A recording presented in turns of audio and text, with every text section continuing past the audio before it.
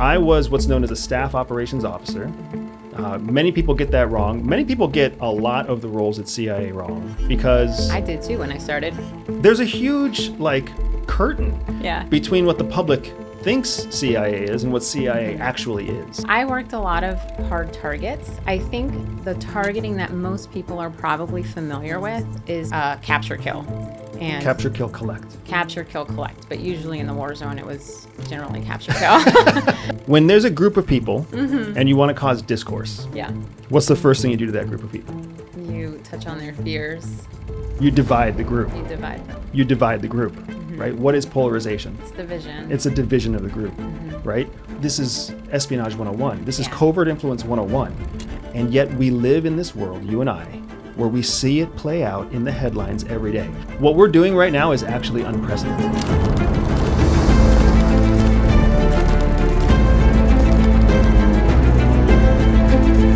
Hey everybody, I am so excited to introduce you to the new studio and the new Everyday Spy podcast. And this is something that's been in the works for much longer than you know about. And it's the very first episode. So we're free to make all the mistakes we need to make, which is really good because my co-host for this podcast is going to be my lovely spouse, Jihi Bustamante. Jihi, say hello to everybody. Hello, everyone. Now, Jihi's going to be with me on every episode just about. We don't know yet whether or not we're going to take guests. So I guess the first thing I would invite you to do is if you think we should invite guests into this podcast, drop us a comment. Give us some suggestions on who you think we should let into the studio. I'm thinking about calling the studio the safe house. I like it. Do you like that? Everybody's safe here. Or nothing is safe here. Well, no conversation topic is safe here. Exactly right. But the whole idea here is basically to be able to deliver through YouTube at this level of production quality, a meaningful conversation with two former covert intelligence officers who are also a married couple. What we're doing right now is actually unprecedented. That's it. Yeah, there's CIA officers who have shows. There are CIA officers who are married to each other. But there are not two CIA officers that people can actually speak to through a chat box or anywhere else that are live on YouTube at any given time. That's fair. Right? Well, I'm happy to be the trailblazer. So are you actually? Because let's be honest. Let's be honest. I've been building Everyday Spy since 2019. You have been increasing your involvement. But you made it really clear in 2020, 2021, that you did not want to be on screen. You did not want to be... That is correct. I did not want to be a face. Why? So I am always behind the scenes. Even when we met, I was a targeter. You were on the... I was technically on the ops side, but you were actually doing operations. And targeters are the people who sit in the closet inside of a skiff. Inside of another skiff, typing on our little computers, and I had my little earbuds in, and nobody saw my face except when I had to brief every once in a while at a meeting. So this is a really good chance, I think, to introduce the difference between our two roles at CIA, right? So let's start with you. What is a targeter? What's the publicly available definition of a targeter? So a targeter is a person who... policy makers come down with requirements, and a targeter is the one who finds the people who can fulfill those requirements. So in intelligence, it's finding the person who has access to the secret information we want. And then we use data to pull together dossiers so an operator can go out and meet that person and make them an asset for the U.S. government and get secrets. Can you give us an example that's CIA acceptable of a case where you did that? So I worked a lot of hard targets. I think the targeting that most people are probably familiar with is more war zone, DOD targeting, which the CIA also did. I mean, the CIA officers were out in the war zones too, doing the same targeting, where you are looking for a target to capture, kill. And capture, kill, collect. Capture, kill, collect. But usually in the war zone, it was generally capture, kill, which is why I ended up doing, a lot of hard targets because most of those are collect. But I think what most people are familiar with are, and you can look it up on the internet as well, targeting packages that have, the person's face, their name, their bio data, family information, their location, and then that is given to an operator in the field, or that's given to a drone operator, and then they go in and do the actual operation. The operation being capture, kill, or collect. Or collect, yes. So you were the one that got to identify who is captured, killed, or collected against, right? Yes. Yep. Fair. Okay. So, and then my role at CIA, I was what's known as a staff operations officer. Many people get that wrong. Many people get a lot of the roles at CIA wrong because I did too when I started.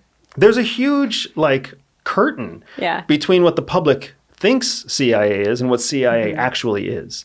So CIA is it's the central intelligence agency, which means it is the central hub of intelligence. That terminology comes from the fact that all source intelligence, all source meaning DoD intelligence, NSA intelligence, NGA intelligence, all comes through CIA for final analytical consumption and synthesizing before it's delivered to the president via the president's daily brief. Correct. That's where the central intelligence comes from. But what CIA actually does is foreign collection of human intelligence, HUMINT. Yep. Again, people don't realize that, right? NSA does all the SIGINT collection. DoD DIA does all of the military collection. Yeah. They just feed it to us, and then our analytical workforce is what creates the product, if you will, right? So within that universe of human intelligence collection, you were a targeter targeting human intelligence sources. I was a staff operations officer building and sometimes operating to collect that intelligence. And within the world that we come from, there are other roles too. There are case officers, also known as ops officers or operations officers. There's paramilitary operators. There's special skills officers. There's linguists. There's kinetic targeters, analytical targeters, tech officers. It's a whole smorgasbord of badassery happening inside CIA.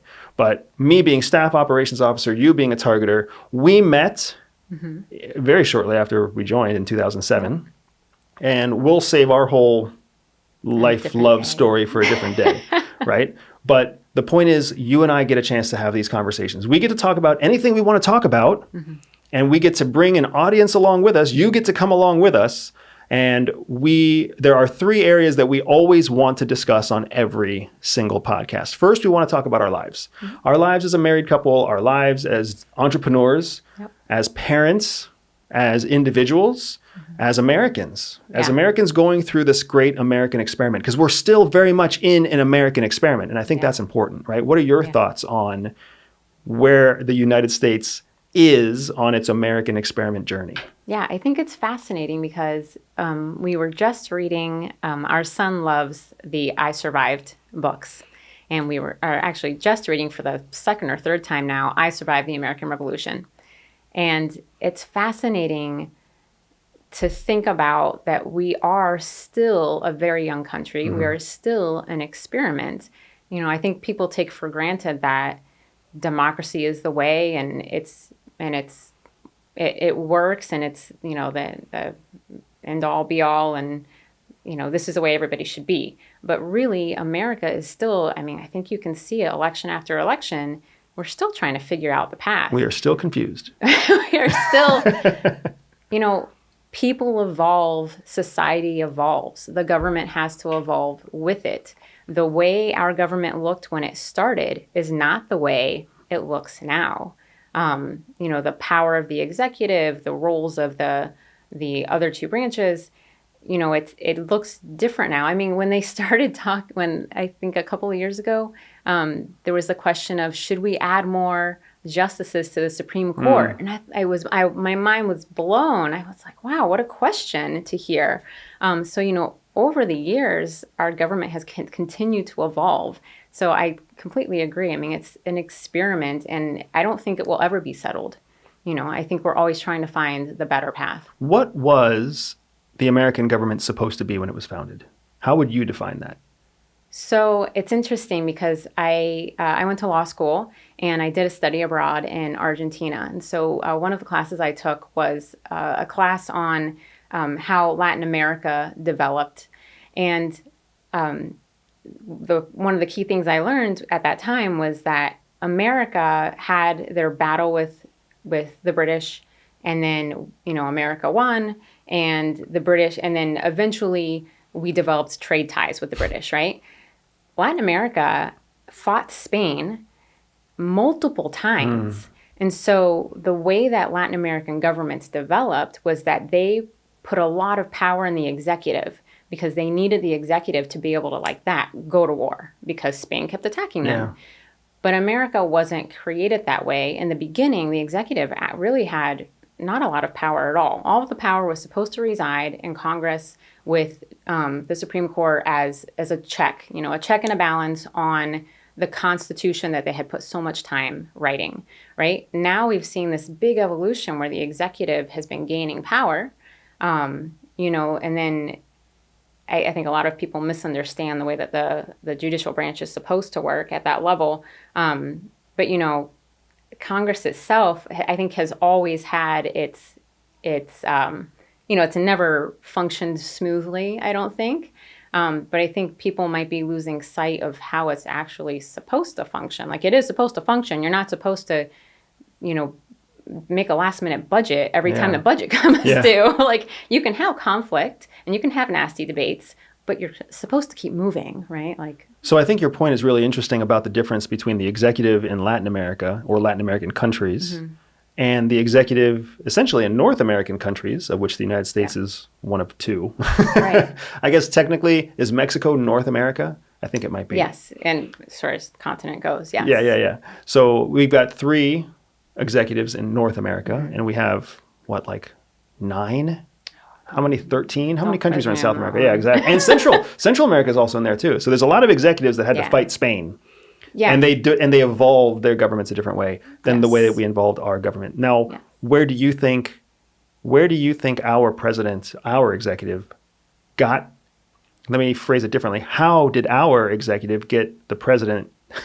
How did our executive get the power that was originally reserved for the Congress? How did that migration or evolution happen?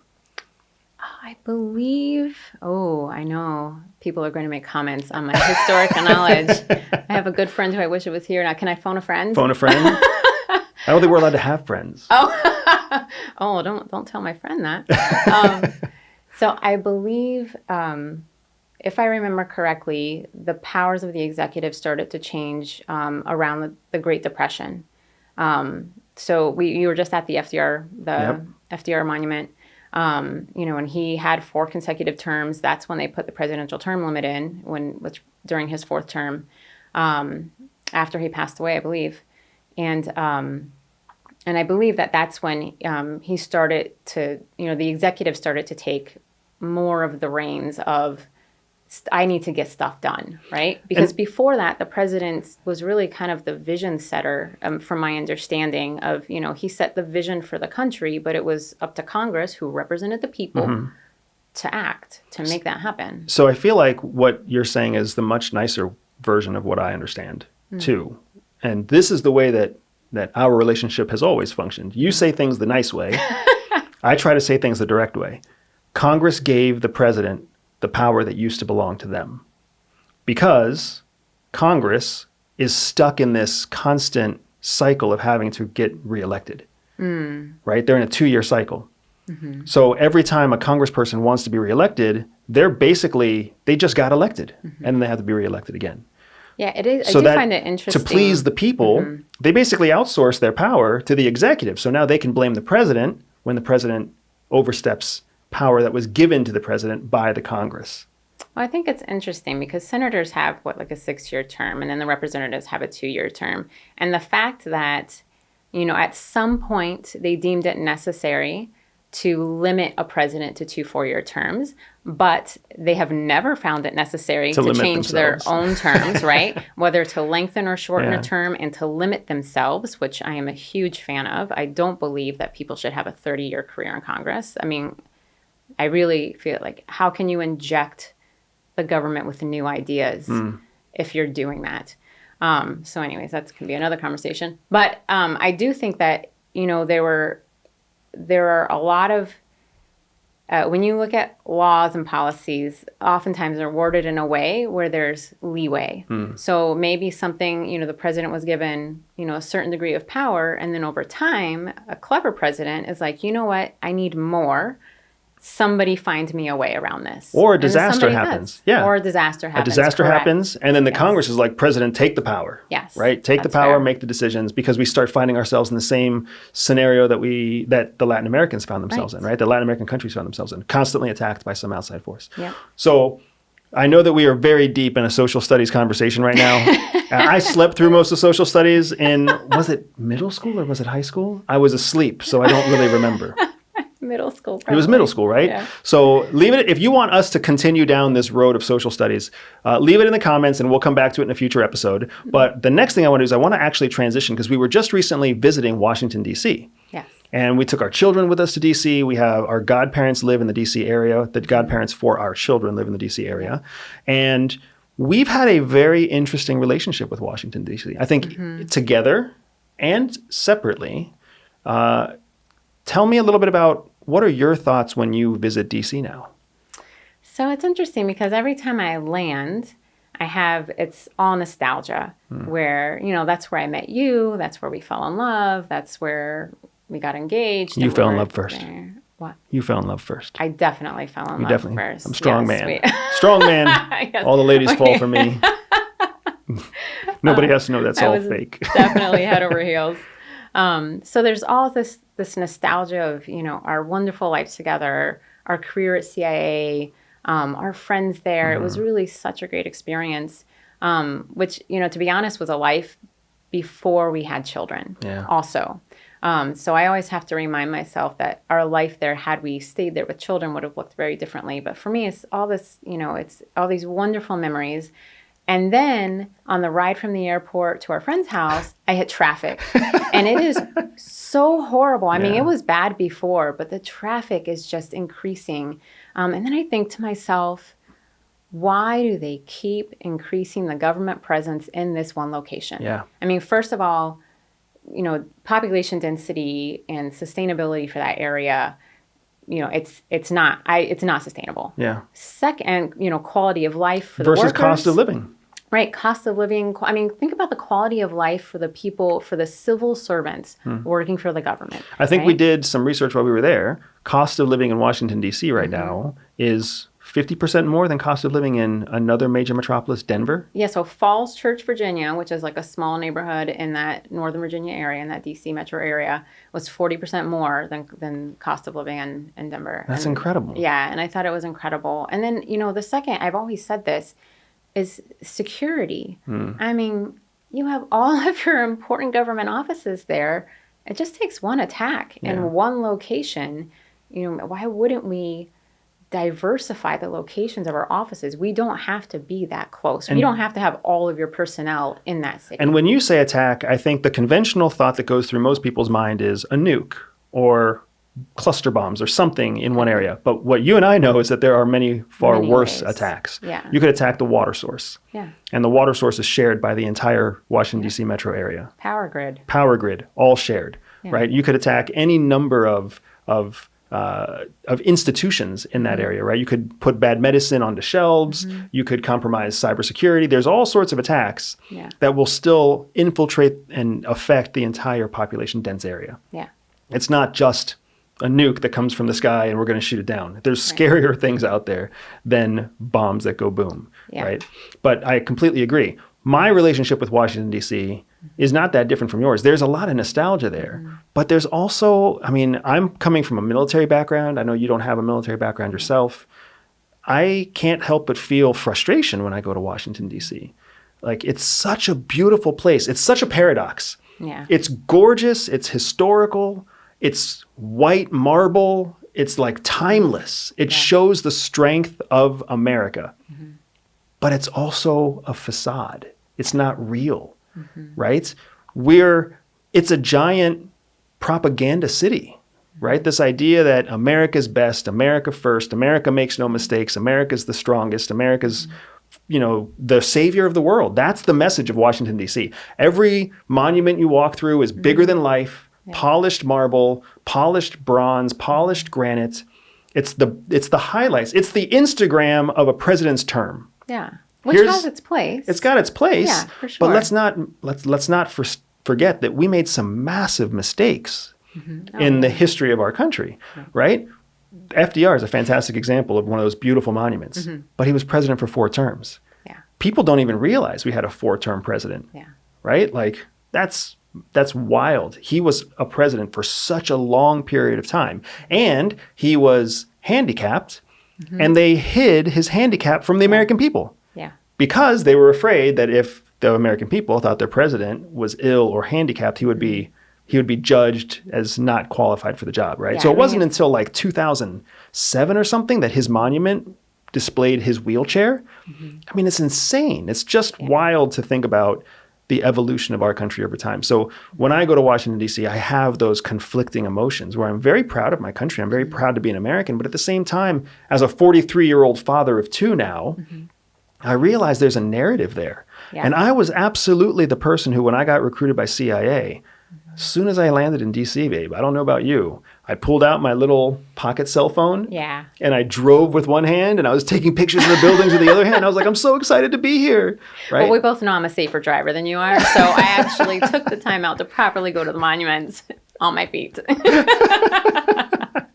But, you know, something you're saying there that's interesting is, and we've talked about this too, is it's a bit of a fishbowl. So you go there and almost everybody you meet, I mean, they care about your politics first. Right. Almost everybody you meet has some kind of foot in government, whether they're private sector or public sector. They have some kind of foot in politics and geopolitics.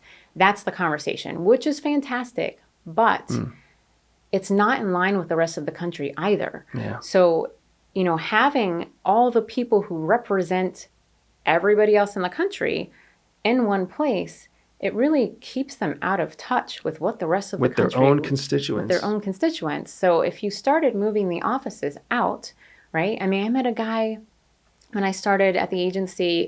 He was from Kentucky, and he was so different. I mean, it was just fantastic to meet him and talk to him. And he had come from a different sector in Kentucky, and now he was there. And I thought, oh, you know, but it was a big like challenge for him to move, because he was moving his wife, who had been a teacher. They had been established, right? And they had to move all the way to DC. Like, if you take these government offices and you put them in different places around the country, how many more people might have the opportunity, right? Because a lot of people are tandem. A lot of people are taking their spouse, right? So how many more people might have the opportunity? How much more diverse could the government workforce be, right? How many more diverse ideas could we add to the pot, right? How much do we value diversity? Right? I would say that's another question. Well, I say it, and I say it a little bit tongue-in-cheek because it's a catchphrase, right? Diversity is absolutely like whatever they call those words now, that people get really excited about, right? But it's this hot keyword, this hot button for so many people, right? We need to increase diversity, embrace diversity, et cetera, et cetera. But do we really? Because we're willing to say, we need to diversify and include more of a certain ethnicity or a certain gender, or, you know, people who identify as a specific gender or identify as a specific ethnicity. I don't even know all the things that now qualify as diversity. Right. But what we don't really want is diversity of thought. We still want very rigid, very structured, democratic, capitalist thought. Right. We don't want to be open to anybody who talks differently than that, right? Otherwise, we start having to label them. It's like we're still stuck in the DC of the Nixon years, where everybody was trying to chase down communists. Yeah. I mean, I think that there's been a loss of proper discourse, right? Or people exchanging ideas. I mean, the fact that the country's become so polarized is really sad and unnecessary. You know, I mean, there's no reason for us to be entrenched in our ideology and have that ideology shaped by headlines or by short what are they called, like short snippets of, nobody's looking at a full story anymore. They're reading a headline or a tweet, like less than 250 words. And, whole idea presented to you. Whole idea presented to you. I mean, we talked to we have an intern that works for us, and she was talking about a previous internship she did that was a journalism internship, and how disappointed she was that where she was, not all the facts were represented. Yeah, by the journalistic community. By the journalistic community. Both sides aren't represented anymore.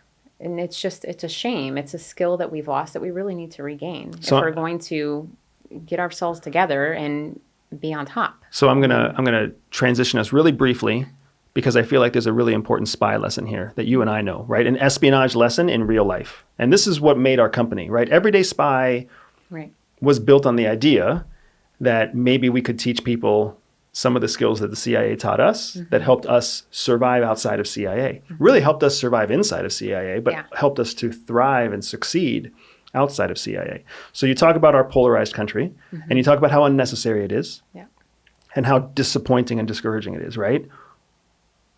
You served in an office designed to influence foreign governments.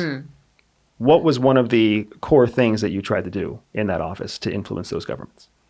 So it's really interesting when it comes to, all intelligence agencies around the world engage in covert influence and propaganda as a part of that, right? Inside their own country, governments and private sector, propaganda and influence is huge. And it's really just psychology, right? It's knowing the psychology it's knowing how the psychology of people work. I'm going to interrupt you again because, again, I see my wife being very nice in the explanation, right? When there's a group of people and you want to cause discourse, what's the first thing you do to that group of people? You touch on their fears. You divide the group. You divide them. You divide the group, right? What is polarization? Right, it's division. It's a division of the group, right?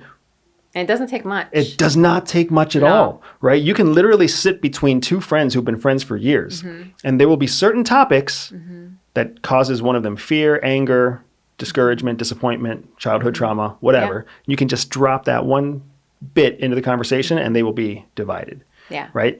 So it's strategic. In the covert influence world, the first thing you want to do is you want to divide a group.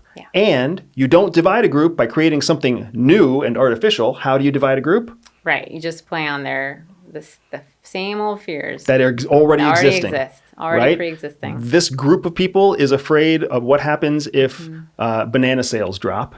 This group of people is afraid of what happens if we accept too much foreign investment. And then all you do is you just feed the fear that already exists to both groups. And then that makes them both afraid. And then especially if you, as the voice in between, say that the reason foreign investment is going to stop is because, sales of bananas are going down. And then you say, the reason that banana sales are, need to go up is because if they don't go up, then there's going to be no foreign investment. Now all of a sudden the two groups are attacking each other. This is espionage 101. This is covert influence 101. And yet we live in this world, you and I, where we see it play out in the headlines every day. And the thing that's the most frustrating to me is, yes, I see it when it's Russia. I feel like I see it when it's China. I feel like I see the sloppiness of it when it's North Korea attacking us. The thing that's so frustrating is we do it to ourselves. Oh, yeah. Just to sell newspapers, just to get clicks, just to sell advertisements. We do this to ourselves. I mean, it costs millions of dollars for an intelligence service to divide a country.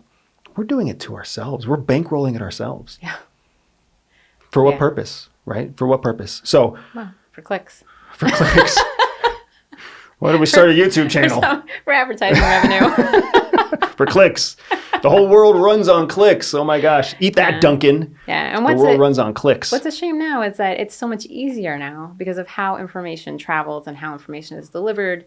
You don't have people having, political discussions over dinner with their neighbors, right? Like you have people who feel anonymous online saying whatever nasty thing they want to, parroting and repeating things and not even bothering to look up to see is any of it even true?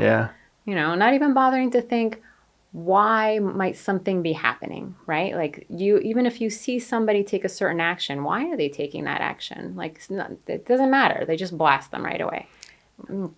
So anonymity online, is it real? Is Mama's Boy 101, who's on Discord, who's trash talking the president, actually anonymous? I mean, I think anything digital can be traced. I mean, if you think that anything you do online is private, that is wrong. Not to say that, somebody's watching all your data all the time, because that's also wrong. But the fact is that if it's online, there's a record. Somebody can dig into it if they wanted to. Right. That's always the key that gets me when people are like, the government's looking at all my stuff. The government's not looking at all your stuff. Facebook might be looking at all your stuff because they advertise to you, right? But it's all there. Right. It's much less secure than if I wrote you a letter. Right. Right. It's really interesting to me because, in the argument for privacy, you and I think, come from the school of privacy is one thing that lands on a spectrum. CIA taught us there was a spectrum between security and convenience. Right. Privacy lands on the convenience side, which means the closer you get to something that's convenient, the further you are from something being secure. Yeah. And what does national security want? Secure. Right. But secure is not convenient, No. right? Just think about, I don't like to lock doors. You lock every door in the house. Yep. All the time. It's really inconvenient. It's really inconvenient when I come home late and I want to go to bed and I have to unlock the front door, relock the front door, unlock the bedroom door, relock the bedroom door, unlock my own bathroom door to get to the bathroom. It's not convenient, but it is secure. It is secure. Right? So privacy lands on the convenient side of that. And the problem is that our world, our government especially, is the target of every government in the world. Yeah. We're the target of terrorists. We're the target of drug dealers. We're the target of other aspiring superpowers. With all those attacks, we simply can't afford to be convenient. Among all the American citizens trying to have their privacy are also nefarious actors taking advantage of our privacy laws. Yeah. So, to your point, all of the data is accessible. It's just a matter of filling out a few forms so the judicial system allows us to tap Facebook on the shoulder, tap Apple on the shoulder, tap Google on the shoulder, and say, show us your records pertaining to this individual, this IP address, this metadata, whatever it might be. And it's not easy. It's not like I meet Joe Blow at the coffee shop and I'm like, I'm going to look Joe Blow up and fill out my little request form. Right. No. When you fill out that request form, you have to have so much evidence to present that they are a nefarious actor. That there is a good, solid reason that you need access to their data. It's very strict. I think it's much stricter than people give it credit for. So, you have to build a case to access data on somebody who is an American citizen. Right. And, I think it's... someone who's an American citizen. Correct. Because someone who's a foreigner inside the United States, you don't have the same level of rigor. Right, but if the data is inside the United States, there's still regulations, There's still regulations. Right? I think what's interesting what I find interesting that I don't think people consider is that they look at themselves in the mirror and they're like, American citizen. They're not thinking about the foreign actor who comes to America, who's playing the long game for their government, who becomes an American citizen, right? You aren't who I'm targeting. I'm targeting the person from a hard target country who, there are these long operations that happen where the whole goal is for the people to come over and become a citizen or become a green card holder, right? It's not often, which is why those requests don't happen very often, but they exist. The Russians call them illegals. The Chinese call them plants. Terrorist cells call them seeds. Right? Yeah. All of these are long-term ideas, right? Whereas for us, we're stuck to a 5-year budgetary cycle that Congress can't agree on. So it's really hard for us to run a 15-year operation. Yes.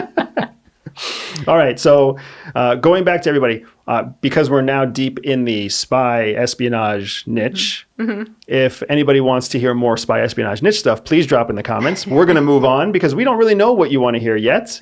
And we're going to learn from you. So please drop that in there. I have got to ask you, what are your thoughts on AI?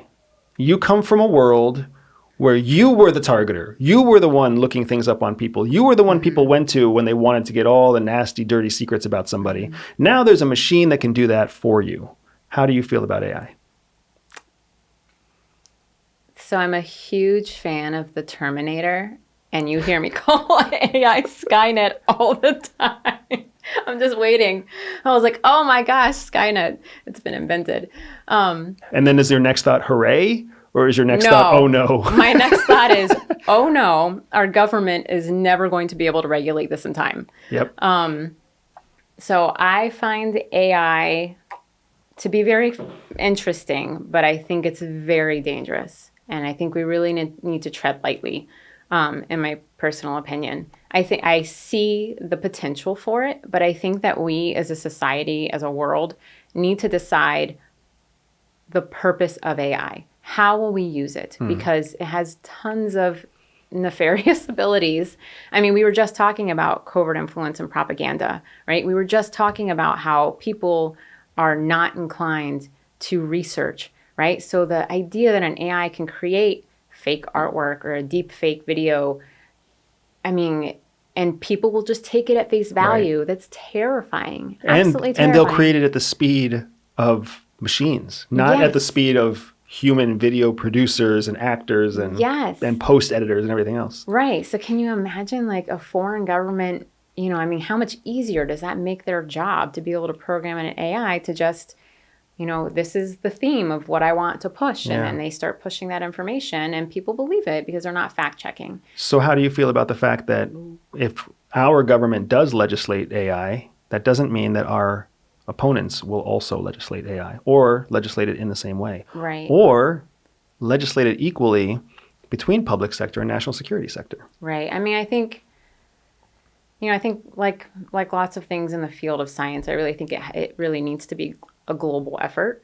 But on the other, you know, a global effort government-wise. But I think people really just need to take personal responsibility in recognizing, you know, understanding what AI is, understanding what it can do, understanding that it exists now. So every time you see information, you really do need to check. You really need to fact check now.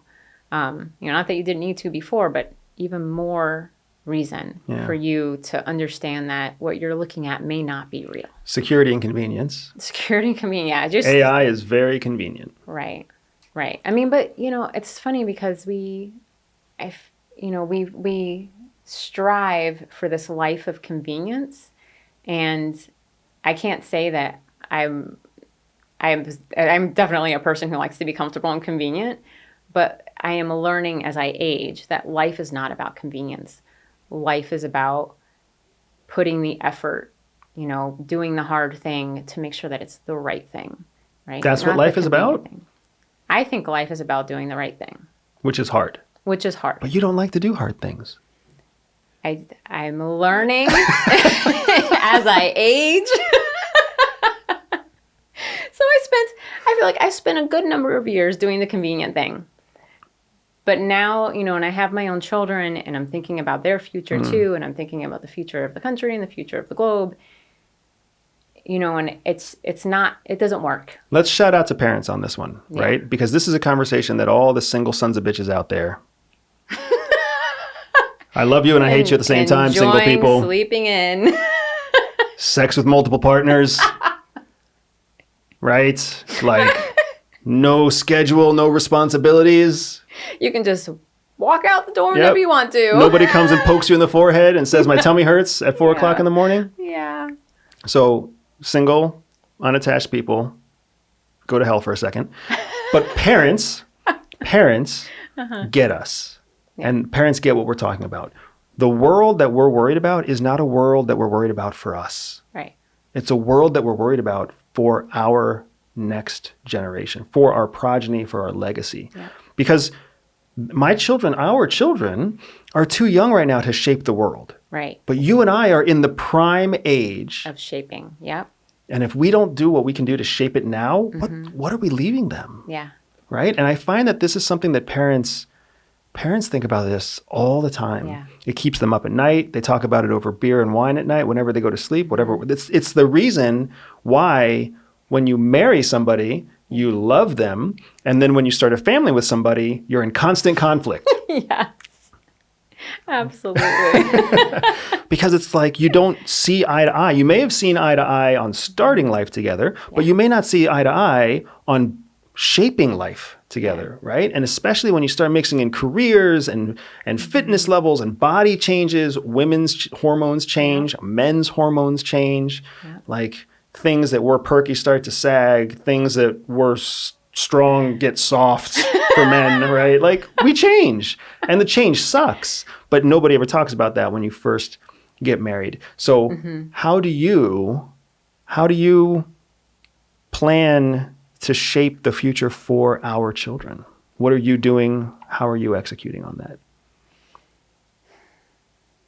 You know, it's interesting because parenting is, I take parenting day by day. I have an idea. So I read a lot of books, number one. And then I kind of think about, a reflection of how was I raised? What did I like about it? What didn't I like about it? And then I read books for other ideas. I love talking to parents about how they raise their children, because I do firmly believe that it's, much of parenting is very family centric.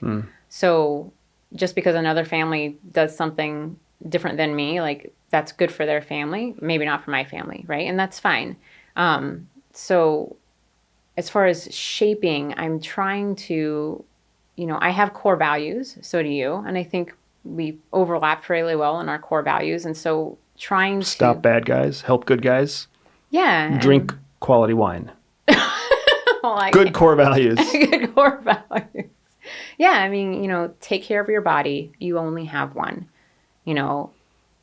Respect yourself, respect others, right? Like the golden rule, and when they're kids, it's fairly simple, like how would that make you feel? How does that make your friend feel? That's very simple. It's as they age that the situations come up where you're like, oh, like, how do I handle this where it's kind of not fair to either side, or maybe they're just different, and that's okay. But how do you teach them the skills to interact and build relationships with other people and to build a better world, right? Like, I really appreciate that. I know you want a better world for our kids, and what makes me pity you, but also what makes me proud of you, is that you're constantly struggling with the way that you were raised. Yeah. Because you were raised in a family of a belief set that says that you have to sacrifice for others. And you want your children to believe something different. Yeah. But your instinctive reaction is to teach them, is to act the same way that you were trained and taught to act. Yeah. So they get this very confusing message as to whether they need to sacrifice for others or whether they're allowed to stand their ground. And our 5-year-old stands her ground sometimes, and you're like, I'm so proud of her for standing her ground. And then other times she'll stand her ground and you'll be like, why is she standing her ground on something so trivial, right? And vice versa, our 10-year-old will sacrifice on something and just it'll consume him. Yeah. And you'll be like, you didn't have to do that. It was very sweet and very kind and very generous of you, but you didn't have to do that. And it's really hard because he got the version of you when you were a parent of one. Yeah. She gets the version of you when you are an experienced parent. So even our children themselves, they don't get the same parent. Right. And they get parents that evolve. And that's what's interesting is parents are constantly evolving themselves. So when I think about how I was raised and my belief system. So when I was young, I was raised Buddhist, and it was all, world peace, right? It was all, let's help other people and world peace. And then as I went through my youth, my parents are very liberal. I come from a very liberal family. And when I got into undergrad, I was so liberal that I fell into a category called progressive. I was like, let's save everybody and whatever. And then I went to law school, and law school really brought me center because suddenly I was in an environment where I was surrounded by people that were very different from me. And there were liberal people there too, but I was the most conservative people I've ever met. Like the most number of conservative people. Suddenly I'm friends with them, and I'm hearing all these different perspectives, and I'm hearing them I'm hearing perspectives from like legal perspectives, which are very black and white, so that was the beginning of my evolution from the way I was raised to become more center to my time at the CIA, where also like I met the most amazing people, really diverse viewpoints. And that's when I started to really think about, when like I'd always been registered a Democrat for voting purposes. And when you and I got married, suddenly we changed all our stuff when we got married, and now I am, non-party affiliated. I'm non-party affiliated because I am all over the spectrum on my beliefs. Like I'm conservative in some places, I'm liberal in some places. In some places, I might be considered by an outsider as a liberal, but really it's because I think we're focusing on the wrong issue.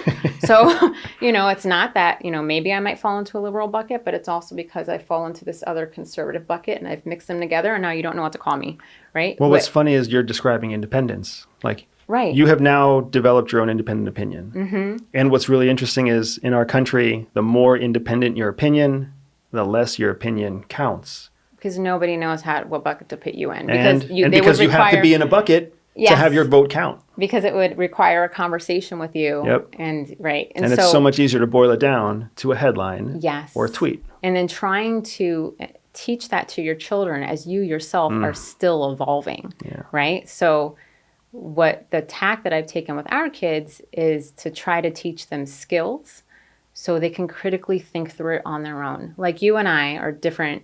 We have different faith bases, right? Like you're Christian, I'm Buddhist. I'm right, you're wrong. Who knows really until we die. That's true. And then there's no gotcha. There's no gotcha moment then. Oh, yeah. Sorry. You're going to miss the gotcha at the end. I'm going to miss it? I'm going to watch it happen. Go ahead, though. Go ahead. But so like for our kids, we decided when we decided to have kids that we would let them discover on their own. They would see you practice your faith. They would see me practice my faith. They would meet other people of other faiths, right? Our nanny's Jewish, and then we lived in an Islamic country. We lived in an Islamic country. They got to see that. And then they decide on their own. This important thing is to give them the skills to help them take in information and process the information and make their own decision. Even though right now they're just very confused. Because our poor children have seen so much of the world in their young knowledge base that it's a beautiful thing. Yeah. Because they don't have, they naturally are not racist. They naturally are not biased against a certain country or certain religion. Yeah. Like our kids have played with Iranian kids when we lived in the Middle East. Yeah. They don't understand why does America not like Iran, right? And it's not developmentally appropriate for them to be there yet. Correct. I mean, it wouldn't even be something that resonates in their childhood mind. Right. But it is interesting because it's beautiful in that way, but then they're also very confused whenever they see what most American children think is normal. Right? Yeah. Most American children are like, of course, I just finished studying in social studies class, which apparently is middle school. Yeah. Or even elementary school, right? Yeah. Basic civics class, whatever else. They are getting the version of America that has been propagandized that we all got when we were 8, 9, 10 years old, right? Right. And it's very difficult to try to challenge their friends' beliefs with them in the room. And you're like, oh, I don't want to tell your friends that the school they go to is full of whitewashed, educational department approved curriculum. Yeah. And they haven't actually ever left Florida. Right. Right. It's a challenge. So we're trying to do this a very specific way. We're trying to host and share this with you in a very specific way so that we can get your feedback, so that we can continue to build a show that you enjoy, that you appreciate, that we can continue to give you. So if you like hearing more about parenthood, if you like hearing about how we raise our kids and what we struggle with, if you like Jihi's very soft, nondescript, non-committal answers, then you know why I fell in love with her. But either way, leave your comments below so that we know to come back to this or what to come back to when we talk about this in the future. But I do want to end on one very specific note. We are entrepreneurs now. Yeah. You tell me all the time you never expected in your entire life that you would ever be an entrepreneur. Correct. And yet now you are the second in command of a company that is growing 200 to 300% every year. Yeah. How do you feel about being an entrepreneur? I wouldn't do it on my own. That's fair. So That's fair. We talked about a concept a little bit earlier today about pacers. A few years ago, I read an article about there was a Kenyan gentleman who ran a marathon sub 2 hours. And in the little blurb that I read, what I thought was so fascinating. Ran a marathon? Sub 2 hours. Sub 2 hours? Mm-hmm. Most people are proud when they run half a marathon in about 2 hours. Yeah, it was a record breaker. And what I found so interesting in the article is they talked about how he had 48 pacers along the way. And a pacer is a person who runs beside you. Correct. Who keeps pace with a target pace, and you just keep pace with the pacer. Right. So you make sure you're not running too slow or running too fast and burning yourself out. You're doing exactly the same pace, and they are helping you along, right? And then at the same time, I was taking this online class, and I learned that Albert Einstein had a really good friend that he used to have chats with, and he would use as a sounding board. And it was after a conversation with this best friend that he had that aha moment where he wrote the theory of special relativity. And for me, those ideas were so powerful that you can't go through life by yourself, right? And so having you, like when I chose you as my life partner, it was not because you were easy, because you are not easy. I'm pretty easy. You're easy in some ways.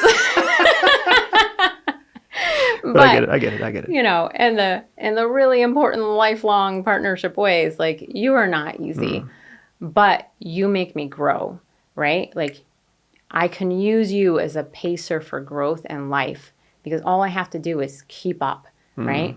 And when it comes to the business, it's never something I ever would have done on my own. I never would have. I mean, my idea, which is how I was raised, was you do well in school, you do well in university, you get a professional job, you retire with a pension. And I was on that path. And then when you wanted to do something different, I trusted you 100% and I followed. I've always been shocked how much you trust me. Oh, yeah. Because I don't know shit. I don't know what I'm doing. Though.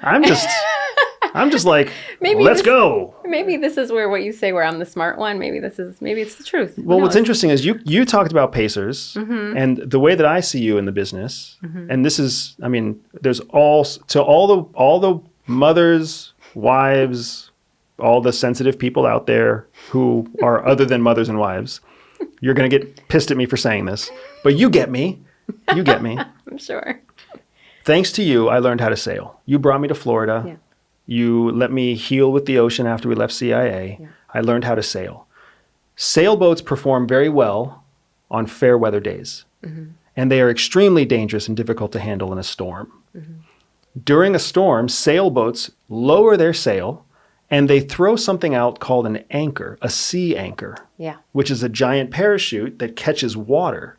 And what that sea anchor does is it keeps the sailboat from ever flipping over or getting lost or getting thrown by the waves. Yeah. I honestly feel like you have always been my anchor, my sea anchor.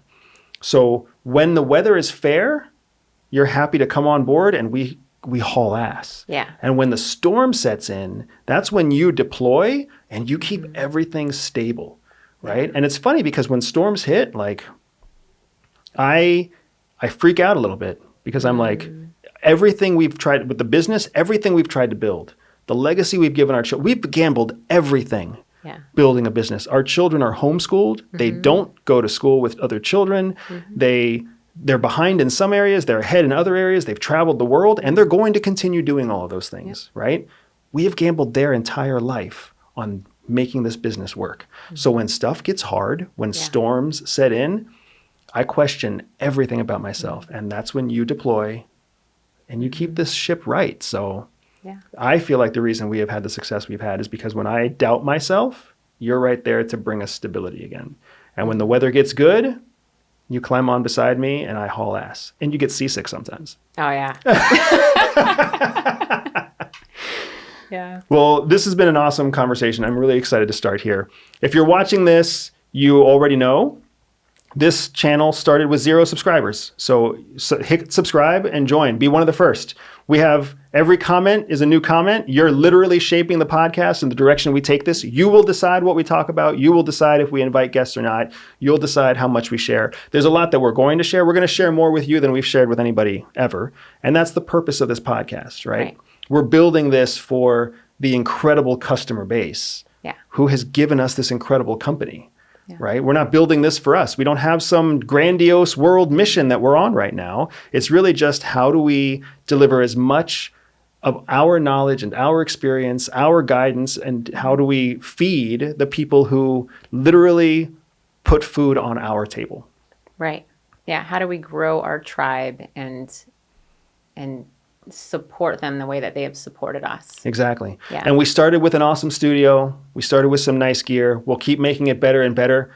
So we want your comments. We want you to subscribe. We want you to share us with your friends, share us with your family. If you're a married guy and I say something that you agree with, just forward this on to your wife. Don't be the one that says something stupid. Let me be the one that says something stupid. Right? And I'm sure that there's some version of that rings true for women. I just don't think women say stupid stuff. Yeah, I would agree with that. All right, folks. And with that, we will say goodnight for the day, and we'll be following up soon with the next episode. So stay tuned, hit subscribe, and thank you so much for all of your support to Everyday Spy and for giving Jihi and I a chance to do this together and continue to contribute to your growth.